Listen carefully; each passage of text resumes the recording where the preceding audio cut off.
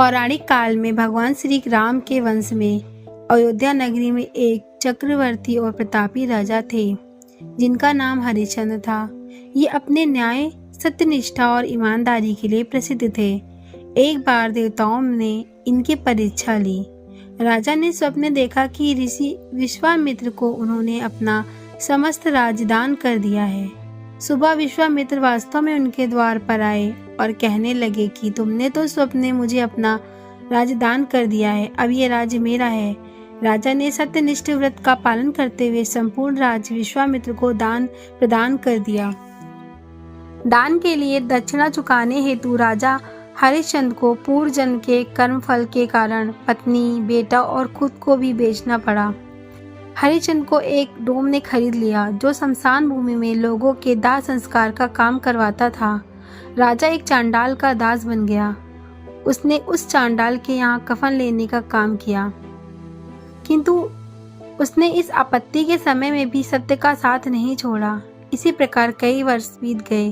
तब राजा अपने इस नीच कर्म पर बड़ा दुखी हुआ और वह इससे मुक्ति पाने का उपाय खोजने लगा।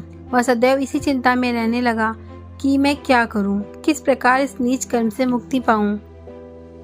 एक बार वह इसी चिंता में बैठा था, तभी गौतम ऋषि उनके पास पहुंचे। राजा ने उन्हें प्रणाम किया और अपनी दुख भरी व्यथा बताई।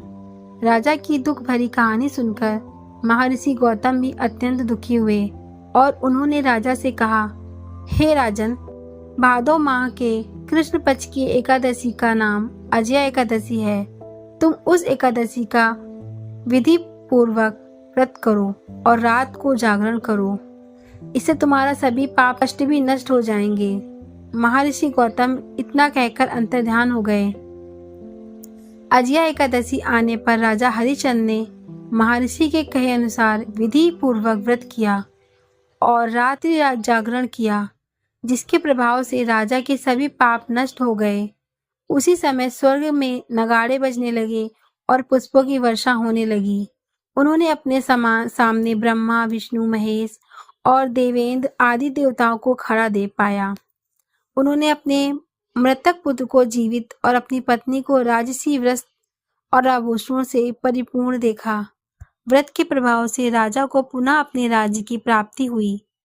वास्तव में एक ऋषि ने राजा की परीक्षा लेने के लिए यह सब कौतुक किया था, परंतु अजया एकादशी के व्रत के प्रभाव से ऋषि द्वारा रची गई सारी माया समाप्त हो गई और अंत में राजा हरिश्चंद्र अपने सब परिवार सहित स्वर्गलोक को गए। इसीलिए सबको अजया एकादशी का व्रत करना चाहिए और यह कथा जरूर सुननी चाहिए।